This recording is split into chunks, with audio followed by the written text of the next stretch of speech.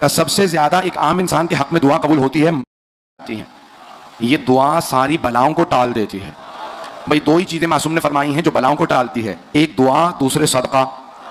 मासूम फरमाते सदका निकालो तो बलाएं टलती हैं, दुआ करो तो बलाएं टलती हैं। का सबसे ज्यादा एक आम इंसान के हक में दुआ कबूल होती है माँ की।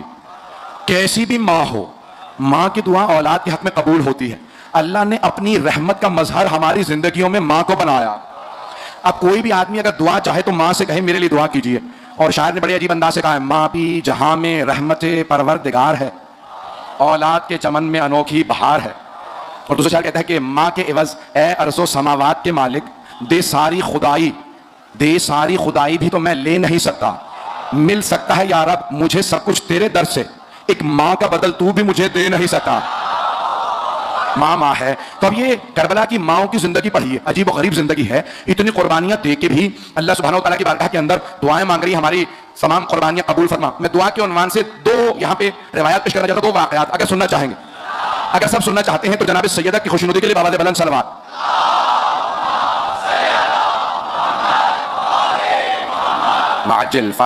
बस भाई शब आशूर है, बहुत ज्यादा वक्त नहीं लूंगा, साथ साथ चलते रहिएगा। 2 बजने वाले हैं इंशाल्लाह, मैं कोशिश करूंगा 2:30 बजे से पहले मसाइब समेत मुकम्मल करूं। बस भाई अजीब और गरीब शब है। शब आशूर शब कदर से कम नहीं है इस्तजाबत दुआ के लिए। शब कदर में इतनी दुआएं कबूल नहीं होती जितनी शब आशूर में होती हैं। जानते हैं क्यों? क्योंकि वहां लोग रोते नहीं हैं, रोने से दुआ कबूल होती है। तो ये शब कदर है। आइंदा 2 रिवायत पेश करना चाहता हूं कि एक आदमी ने आके जनाबे इमाम अली इब्न मूसा रज़ा अलैहिस्सलाम से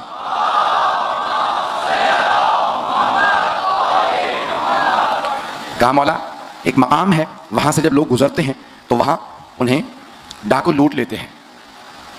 तो मौला ने कहा अब नहीं लूटेंगे। वो जो डाकू था ना, उसके ख्वाब में मौला आए, उससे कहा सब मेरी जियारत के लिए आते हैं, तू कब आएगा? सुबह उठा, लोगों से कहा मैंने ऐसा ख्वाब देखा, मैं तो बहुत गुनहगार हूं, चोर हूं, डाकू हूं, मेरे ख्वाब में क्यों आए? कहा पता नहीं, शायद ख्वाब सच्चा ना हो। अब एक मरतबा एक आदमी आया मोमिन, कहा मुझे इमाम रजा ने भेजा। कहा मेरे नाम से भेजा? कहा नाम लेके कहा उससे कहना तू कब आएगा मेरी बारगाह में? कहा मौला से जाके कहना मैं बहुत गुनहगार हूं, मैं चोर डाकू हूं, मैं गुनहगार हूं इसलिए नहीं आता। उसने ऐसे ही जाके मौला से कहा मौला वो कहता है मैं चोर हूं, डाकू हूं, किस मुंह से आऊं? मौला ने कहा मेरे पास सिर्फ नेक नहीं आते, हर तरह के लोग आते हैं, उससे कहो आए तो सही, जितना भी गुनहगार हो। अब एक मरतबा सोचने लगा मुझे इमाम ने बुलाया है, इस किरदार से कैसे जाऊं? तवज्जो, सोचने लगा मैंने इतनी चोरियां की, इतनी डकैतियां की, किस मुंह से जाऊं?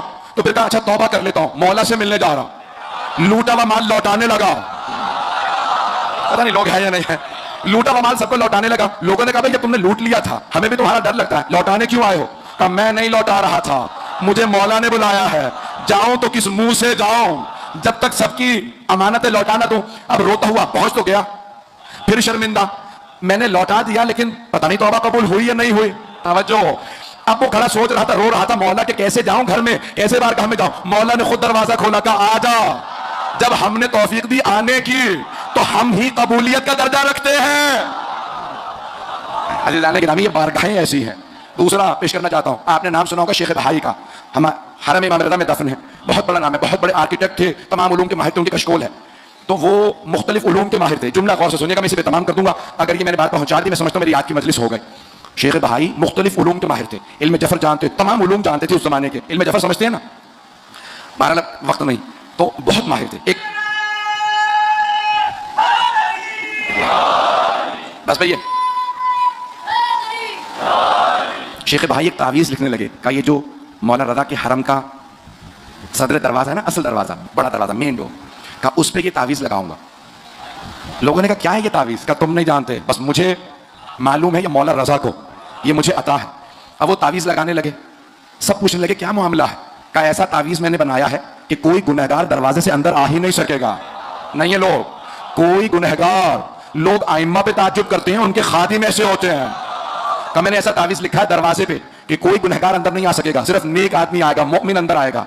खुद ही सफर में गए हुए थे, वापस आए, कहा वो तावीज़ उतार दो। कहा तावीज़ उतार दो। कहा क्यों? आपने इतनी मेहनतों से लिखवाया था। कहा मैंने ख्वाब में मौला रज़ा को देखा।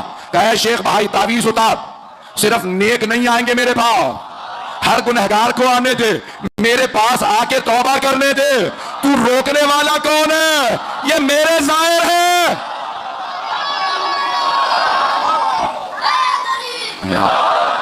ये मेरे ज़ाहिर हैं, सबको आने दें। मैं शब आशूर के हिसाब से पेश कर रहा, कोई भी आए आने दें, हुसैन के है।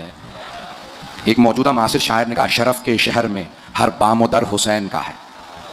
शरफ के शहर में हर बामोदर हुसैन का है, ज़माने भर के घरानों में घर हुसैन का है। और वो कहता है कि मज़ा तो तब है कि जब हुजूर शाफ़े महशर अली कहें कि ये शख्स, यानी रसूल खुदा की बारगाह में जनाब अमीर कहें, हुजूर शाफ़े महशर अली कहें कि ये शख्स गुनहगार बहुत है मगर हुसैन का। बस भाई, यार बस भाई, यार चलते रहिएगा मेरे साथ। मैं इंशाल्लाह, आप लोग पढ़ें बाद में।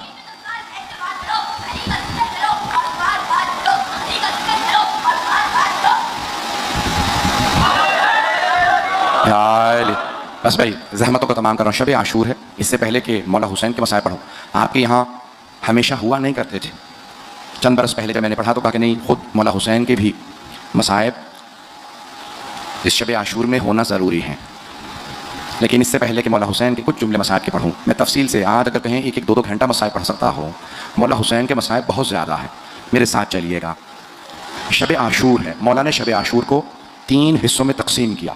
एक हिस्सा दुआ के लिए, मेरा मौजूद दुआ है, एक हिस्सा दुआ के लिए, एक हिस्सा अहले बैत के लिए और एक हिस्सा असहाब के लिए। तो मौला पहले खुदा की बारगाह में बैठे, इस तरह से आवाज़ें आ रही थी दुआओं की। मेरा दिल कहता है मौला कह रहे होंगे, परवरदिगारा मेरी बहनें गलियों बाज़ारों में ले जाई जाएंगे, परवरदिगारा इन्हें सब्र दे दे, मेरी बेटियों को सब्र दे दे। बस भाई, मौला ने बहुत सी दुआएं की। दूसरा हिस्सा अहले बैत के लिए। जानते हैं सबसे पहले किसके खेमे में आए? जनाब ज़ैनब कुबरा के। और आने के बाद कहने लगे, बहन अब मौला जानते हैं दिलासों का वक्त चला गया, अब दिलासे देने की बात नहीं है। कहा बहन कल सब मारे जाएंगे। अब मौला ने नाम ले लेके बताना शुरू किया। कहा ज़ैनब कल अब्बास मारे जाएंगे। जनाब ज़ैनब के आंसू बहने लगे। कहा ज़ैनब कल ओनो मोहम्मद मारे जाएंगे। फिर कहा अली अकबर मारे जाएंगे। सबका बताया, आखिर में कहा ज़ैनब मैं भी कल ज़िबा कर दिया जाऊंगा। जनाब ज़ैनब रो रही हैं। एक मरतबा जुमला कहा भैया आपने अपने असहाब का इम्तिहान तो ले लिया। नाना को असहाब छोड़ के चले गए थे, बाबा को असहाब छोड़ के चले गए थे, भैया हसन को असहाब छोड़ के चले गए थे, कहीं आपको कोई छोड़ के चला तो नहीं जाएगा? अभी मौला हुसैन ने जवाब नहीं दिया था। हिफाजत करने वालों में जनाब हबीब भी थे। जनाब हबीब के कान में आवाज पड़ गई कि जनाब ज़ैनब कह रही हैं आपने इम्तिहान ले लिया। जानते हैं जनाब हबीब ने क्या किया? आवाज दी, ओ अंसारे हुसैनी खैमों से बाहर आ जाओ, अली की बेटी को तुम्हारे हौसलों का इम्तिहान चाहिए। एक मरतबा सब बाहर आ गए। जनाब हबीब ने तलवार खींची, कहा बीबी अगर आप